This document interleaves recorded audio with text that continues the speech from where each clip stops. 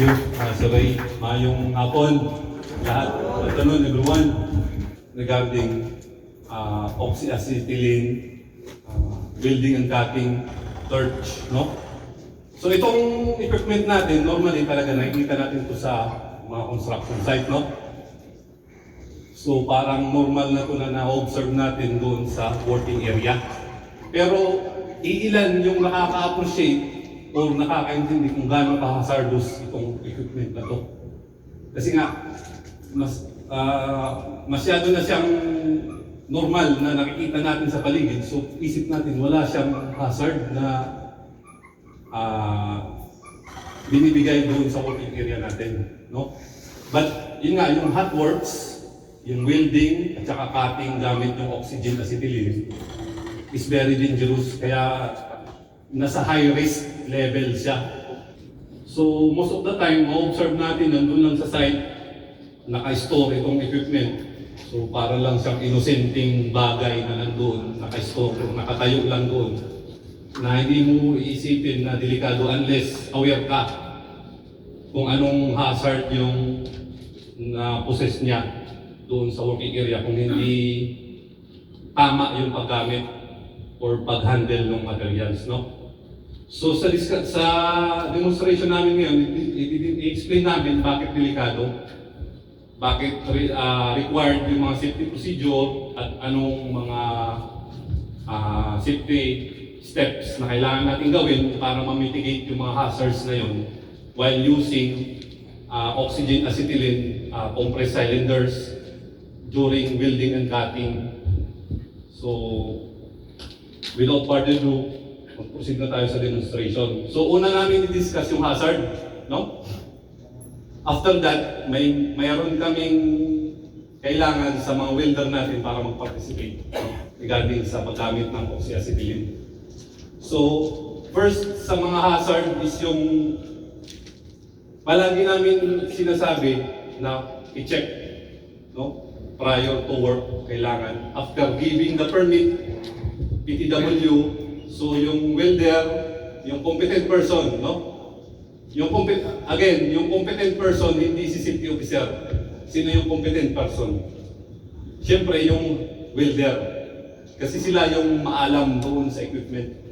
Yung welding machine, oxyacetylene cylinder, so yung mostly yung nag-handle yung mga welder na certified. So sila yung competent person. So sila yung in charge para siguraduhin na may execute yung procedure prior, during, and after the activities sa site, no? Si safety officer, siya lang yung mag-check kung sinusunod talaga yung permit to work, yung mga safety procedure, at saka mga inspection. So yun yung trabaho ng safety officer, hindi si safety officer yung competent person during the hot works, no? So yun, i-discuss natin yung regarding sa mga hazard first, no? Para ma-appreciate natin yung mga procedure later on na i-explain namin. Isa sa mga hazard, yung leak test na sinasabi. So prior, sa standard talaga, requirement, prior to every hot works using oxygen acetylene, mag-leak test. Kasi baka mayroong mga loose connections or damage parts yung system. So kailangan mo ma-test kasi minsan maliliit yung leak, maliliit masyado na hindi mo ma-detect sa human senses. Ano ba yung human senses? Yung nafe-feel mo o narinig mo may nagli-leak. So minsan sa sobrang hina ng pressure, hindi mo siya ma-detect. So kailangan mo ng procedure, something na makikita mo visually na nagli-leak siya. So yung pinaka-practical way is yung paggamit ng sponge na nilagyan ng sabon, no? Dishwashing liquid o sabon. Para i-check yung mga connections, no?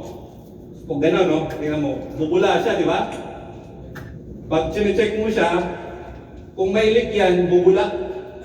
So makikita mo kung may damage o may maluwag yung connection ng mga devices. So yun yung proper, no? Makikita mo kung mayroon talagang umatagas na gas. So dyan pa lang, ma-prevent mo na yung aksidente na posibleng mangyari. No? Inspection, napakahalaga.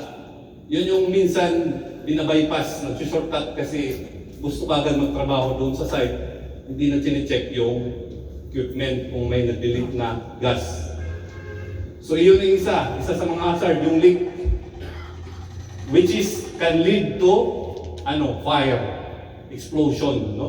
Kung hindi mo chinek, may leak pala yung equipment, so pag bukas mo o pag ignite mo ng torch, posible sumabog yung working area mo kasi hindi mo napansin, nag-leak yung acetylene. So yun yung isa sa mga hazard. Number 2, isa sa mga hazard yung accidental release, sudden release ng pressure. No? Paano ba mangyayari yung sudden release ng pressure kung madamage itong valve na to sa taas? Kasi ito yung nag-control sa pressure sa loob ng tangke. So yung tangke, yung high pressure sa loob, no? Mostly nasa 220 PSI yung pound per square inch na pressure sa loob. So isipin mo yung hangin sa malaking room, kinumpress niya sa maliit na bagay na ganito. So ganun, high pressure yung loob nito. So yung nag-control sa pressure na yan sa loob, itong valve. So pag itong valve accidentally maputol, so mangyayari, anong mangyayari? So para kang nag-create ng rocket na walang apoy. So sisirit itong cylinder. So it will be unforgiving, no? Kahit sino matamaan dyan, tatamaan niya talaga. Mapa-equipment, mapatao, mapapader. Tatamaan niya. Pag yun yung mangyari, no? Kaya palagi natin sinasabi na yung mga cylinder na nakatayo doon sa site, huwag hayaan lang na nakatayo doon na hindi naka-chain o nakatali. Kasi posible matumba. Tapos accidentally matumba siya, matamaan itong valve, maputol. So yung pressure niya ma-release. So to demonstrate that pressure, so meron kami ditong saglit. So halimbawa, kasi hindi naman natin pwedeng testingin itong actual na cylinder, di ba? So ito na lang, visual presentation natin. Kung halimbawa sudden release of pressure, anong mangyayari? So kung halimbawa ito yung halimbawa ito yung cylinder natin. And mataas, may hangin sa loob. Sabihin natin yung hangin, yung oxygen o yung acetylene sa loob. Tapos suddenly mag-release ng pressure, anong mangyayari? Diba? Sisirit siya. So ganun din ito, no? Isipin mo yung maliit na nozzle dito maputol. So lahat ng pressure dadaan dyan. So lahat ng pwersa niyan talagang sisirit yung cylinder kung saan man siya nakatutok. So kaya delikado siya. No? Yun yung pinakakaingatan natin na hindi matumba yung cylinder during or kahit naka-store siya sa storage. No? Kaya kung halimbawa, nandun siya, hindi ginagamit, walang attachment, hindi naka-attach yung regulator during work, naka-store lang siya, ina-advise na lagyan ng cylinder cap or yung takip. Yun yung nagpo-protect. Pag yan nakatakip, matumba man siya, hindi siya mapuputol kung tumama yung valve sa kanto, no? Kasi dahil sa takip. So, puprotektahan yung takip na hindi madamage yung valve. No? Isa yun sa mga protection natin. No? So number 2 yun. Number 1 naman na hazard yung number 3, yung explosion. Paano ba nangyayari yung pag sumabog? Ba't sasabog yung acetylene? Ang tagal na namin gumagamit sa site, hindi naman sumasabog yan. No? Hindi nga siya sumasabog kasi hindi siya nag-create pa ng tamang kondisyon, no? Sasabog yan kung may unsafe condition na nangyayari. No? Unsafe condition, then unsafe act. So it will result to accident. No? So this oxygen acetylene tank is capable of producing explosion. No? Kaya nga pag tinignan mo siya sa yung GHS, yung Globally Harmonized System, pag tinignan mo yung symbol niya sa pictogram, exploding bomb yung nakalagay, no? Silencer. Kasi pwede siya sumabog. Lalo na nitong acetylene. Bakit siya pwedeng sumabog? Kasi itong acetylene is unstable. Yung acetylene, pag acetylene, pure acetylene gas, hindi mo siya basta-basta may store sa isang tangke. Unstable siya, no? So ito, para mapaliwanag namin, ito yung cross-section, no? Pag pinutol mo yung tangke, pag cross-section mo yan, ganito yung loob niyan. Ito yung oxygen, empty talaga siya. Purely shell. Yung tangke niya, purely shell. Metal. Shell. Steel. So, nire-resist niya yung pressure sa loob. Yung acetylene, mayroon niyang laman. Hindi yan empty. Mayroon siyang laman sa loob, no? Mostly, may material siya na porous. Yung silica. Para i-absorb yung aceton. So, para mapaliwanag yan, para ma-visualize nyo yung pinagsasabi namin dito na bagay. Imagine niyo itong acetylene, ito yung tangke ng acetylene. Sa loob ng tangke ng acetylene, hindi yan gas. Mayroon yan laman. No? Halimbawa, yung coke na yan, yun yung laman ng acetylene tank. Pero sa loob ng tangke na yan, mayroon yang materialis na porous material na doon nakahalo yung acetylene gas, no?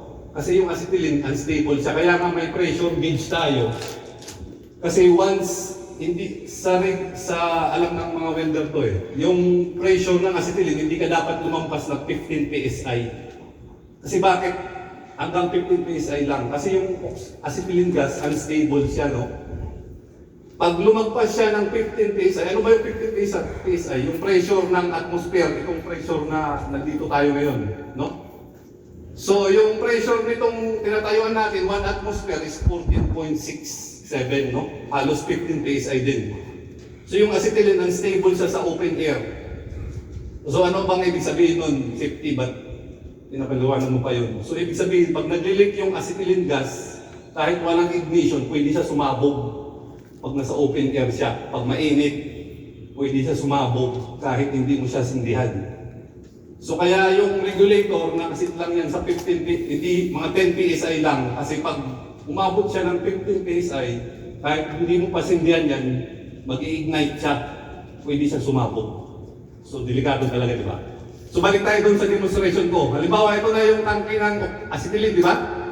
Sa loob niyan, hindi yan pure acetylene gas. Meron yan mga ibang component, no? So pag binubuksan mo yung regulator, mag-release lang siya ng gas, kagaya nitong coke, di ba? Itong coke, mayroon siyang asukal, may food color, may carbon dioxide. Ano ba yung carbon dioxide? Yun yung dumidighay ka na gas. Yun yung pag sinake mo, tingnan mo. Di ba? Yun yung gas na napoproduce. Ganon din yung analogy natin sa acetylene, no? Yung acetylene gas, yun yung napoproduce niya na gas sa loob. Pero meron yan laman. Hindi yan talaga empty. So kaya hindi namin ina-advise na walang trolley. Kasi minsan, tinutumba nyo ng ganon sa site habang ginagamit. So posible itong mga materials, acetone, pumunta sa regulator, mabara. So pag mabara yan, hindi mo na makontrol kasi hindi nagsufflow ng maayos, hindi sumusunog ng maayos, anong gagawin? Ipo-pull mo ngayon yung regulator. So pag pinul mo yung regulator, aabutin mo yung 15 PSI. So posibleng sumabog yung acetylene mo habang nagtatrabaho ka. So yun yung mga dapat natin tandaan, no? Maging maingat tayo. Sabihin, hindi naman yan sumasabog, matagal na kami trabaho. Yun nga, kasi hindi pa kayo nagpo-produce ng tamang kondisyon na mag-produce ng aksidente. Pero yun nga, huwag kayong sumugal kasi delikado, may posibilidad na sumabog siya based doon sa tamang procedure, no? Kaya palaging ina-advise yung mga cylinder is keeping it upright. Dapat ganito lang siya during use, no? Nakatayo, hindi pwedeng nakahiga, nakaganon, no? Nakahalag, sir. Paano yung nakahalag? Okay lang? Okay lang, as long as hindi mo, kasi yung regulator, yun nga, itong laman, dapat, sa actual, hindi naman yan ganito mga ganito lang. So kung nakahalag siya, mayroon pa rin space yung regulator mo, hindi po rin siya mababara doon sa loob, no? So yun yung procedure. So posibleng sumabog yung tangke pag nag-leak yung acetylene. Tapos pag mag-leak yung acetylene, sabihin na natin hindi sumabog, mag-ignite. So umapoy. Tapos nagkataon, naka-open din yung oxygen mo. Ano ba yung ginagawa ng oxygen, di ba? Sa fire, ano ba yung fire triangle natin? Fuel, oxygen, ignition. So kung yung fuel mo nagli-leak, tapos may ignition ka, nag-produce ka ng spark, tapos may oxygen, anong mangyayari? Yung oxygen is oxidizer. So yung maliit na apoy, magiging malaking apoy pag maraming oxygen. Or kung sumabog, mas malaking pagsabog kasi oxygen enriched na yung atmosphere. Kaya nga di ba sa, yun, yung related kanina sa diniscuss ni Engineer Ryan, na kailangan i-gas test pag confined space. Ano ba yun? Kung halimbawa kulob yung area, may room na kulob na walang ventilation, ititest yung oxygen level. Pag tumaas yung oxygen level ng 23.5 parts per million, pwede sumabog yung buong room dahil mataas yung oxygen. So yun yung mga kailangan natin isaalang-alang, no? Pag nagtatrabaho tayo kasi delikado yung hot works. So ganun yung paliwanag namin. Tapos para ma-visualize no, yung pressure sa loob. Pang-apat, yung explosion, pang-apat, na high temperature. No, high temperature, pwede rin siya mag-produce ng pagsabog. So palagi namin ina-advise doon sa site, pag gumagamit tayo ng oxyacetylene, natakpan yung tangke. Huwag niyong hayaan naka-expose sa araw. No? Kasi pag naka-expose siya sa araw, itong tangke sa loob, umiinit to. So yung pressure sa loob, tumataas. No? So tumataas yung pressure niya, pag na-expose siya ng matagal, so baka mag-cause ng damage. No? Halimbawa, itong balon, nilagyan ko ng soft drinks, no? Again, para ma-demonstrate lang natin, kasi yung actual, hindi naman natin matitest yan eh. Kasi delikado. So ito na lang. So itong lobo, nilagyan ko ng soft drinks, no? Tingnan mo, walang pressure. Pero soft drinks siya, di ba? Pag shirik ko ng ganon, tingnan mo, dahan-dahan siyang lulubo kasi may gas sa loob. So ganun din yung acetylene, no? Pag ito binilad mo sa araw, tumataas yung pressure sa loob dahil sa init. So at 21 degrees Celsius, nasa normal working pressure siya. Pero every 10 degrees, umaangat yung pressure niya. So isipin mo na lang, yung minsan, di ba, pag summer sa labas, ambient temperature. E paano pa itong metal na tangke? Sa loob nito, sobra-sobra yung init. So tataas talaga yung temperature niya. Kaya palagi namin na-advise na takpan, iwasan na mabilad sa araw. Kasi yun yung magpuproduce ng unsafe condition din due to exposure to the sun, no? So yun yung mga hazard na kailangan natin maiwasan sa site na dapat natin tandaan, no? Pag gumagamit tayo ng oxygen, acetylene. So, next topic natin, which is yung SOP natin, yung standard procedure natin, yung inspection. So, na-discuss na namin kanina kung paano inspect yung equipment.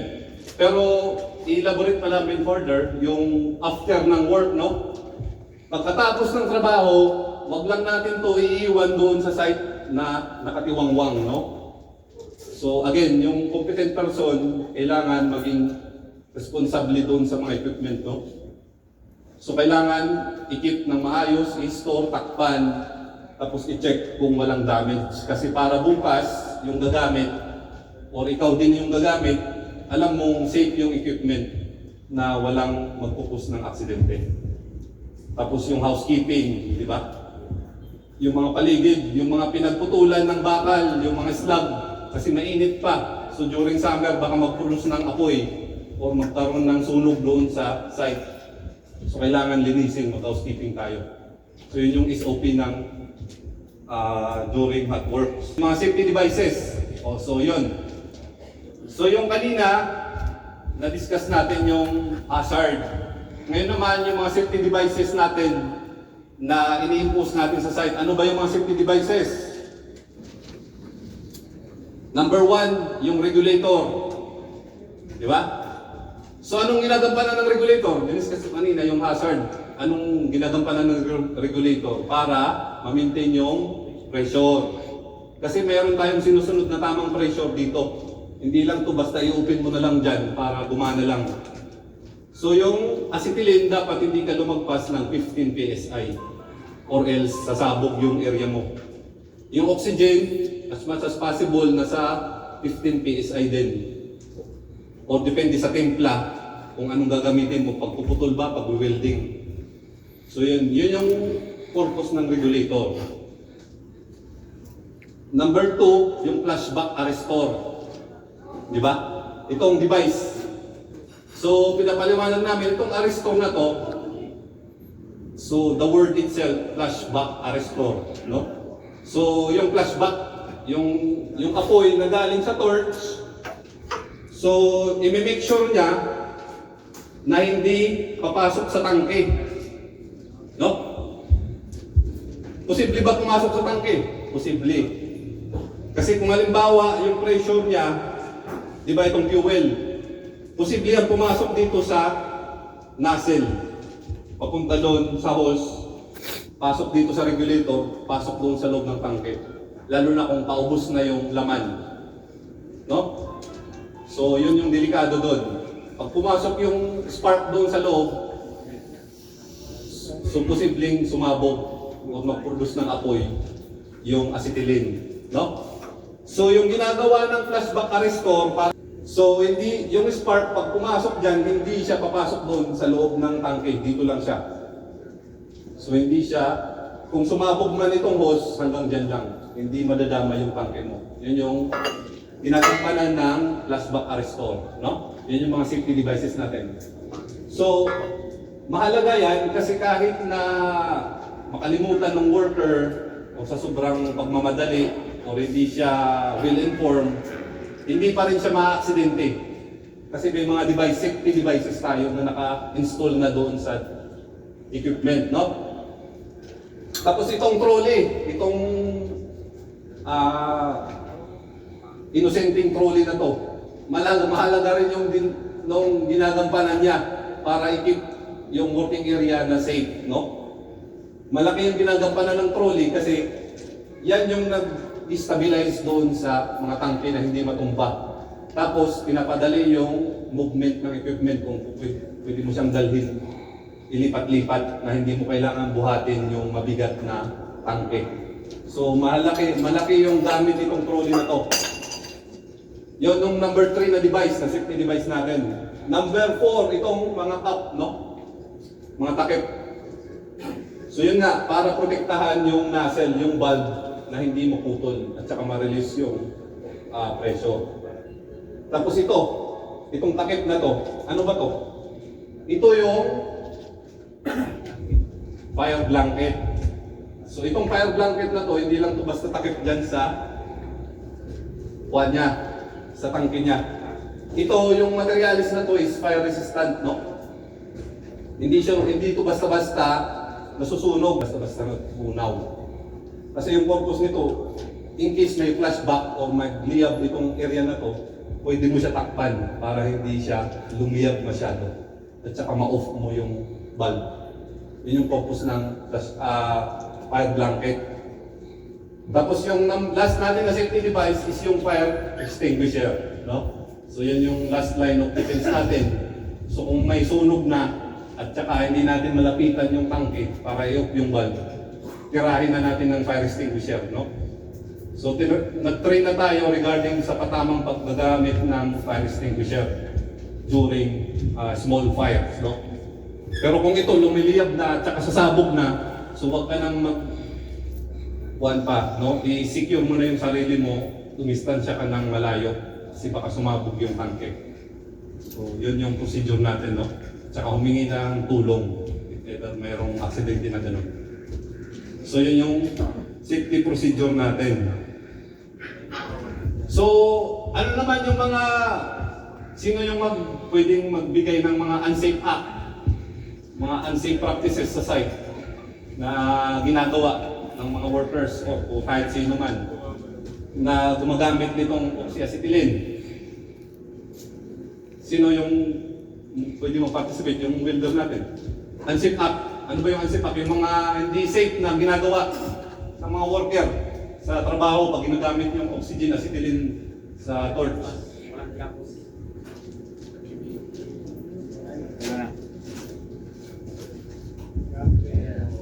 Walang welding gloves, sir, tsaka walang welding mask. Okay. Tapos, hindi siya naka-long sleeve uniform. Tama. So, tama. Thank you. Pinaalala niya, nakalimutan ko rin. Yung last pa natin na device is yung PPE. No? Yun, PPE. So, yung PPE, yung last line of defense. No? Hindi siya yung first option. Hindi yung, sige, mag-works ka dun, magsuot ka lang ng PPE, okay na yan. Hindi. PPE is the last line of defense. No? So, last is PPE. So kung may makalusot man na hazards dyan, PPE yung magsasalo sa atin. So kailangan nakasuot tayo ng proper PPE. Ano ba yun? Yung welding helmet, welding apron, welding gloves. Kasi mainit yung surface ng ginagawa natin. So if ever hindi tayo mapapasok, masusunog yung balat. No, kung may tumalsik man, yung mga slag sa mukha natin, kung naka-face shield tayo o naka-helmet, hindi tayo may injury. Dahil doon sa init o doon sa radiation na pinoproduce ng equipment. So yun, PPE tama. Hindi pagsusuot ng tamang PPE is isa sa mga unsafe act doon sa working area. Tapos yung isa pang mga unsafe practices, yung ginagamit yung lighter, pansindi ng torch, no? So mayroon tayong lighter igniter dito, striker. Tawag. Nandito ba? Oh. So yung pangsindi natin dito, may pangsindi tayo, hindi yung lighter, ito or posporo, yung pangsindi, no? Gumamit tayo ng tamang device, pangsindi doon sa torch natin, no? Tapos yun, yung sinabi ni Engineer Ryan, always practice the proper way of igniting the torch, no? Ano yun? Fuel first, oxygen last, no? Oxygen first, fuel last. So kung sisindahin mo siya, unahin mo muna yung fuel, no, acetylene. Saka mo sindihan yung oxygen. Huwag kang mag-shortcut kasi baka sumabog na yung or mas mag-flashback, masunog yung katawan mo. So yun yung mga tatandaan natin. Tapos yung isa pang unsafe act, yung nakatayo lang yung tangke, no? Yung iniwan lang yung tangke sa side, nakatiwangwang, nakabilad sa araw, walang support, hindi nakalagay sa trolley, iniwan lang doon. So yun yung mga unsafe act natin. Tapos yung kahit yung empty yung cylinder, iniwan din sa site kasi hindi nag-housekeeping. So yun yung mga unsafe act na sample na ginagawa natin. So dapat natin yun iwasan. So gaya ng sabi ko kanina, so i-recap na lang natin itong topic na to para mas maintindihan ng lahat. We'll pakita kami ng mga video presentation na may accidents involving hindi proper na paggamit. So yun lang. So proceed tayo. Okay, palakpakan po natin yung mga safety officers natin, no? Na nagbibigay ng informative and engaging demonstration for the acetylene, no? Gas cylinder, oxygen, and acetylene.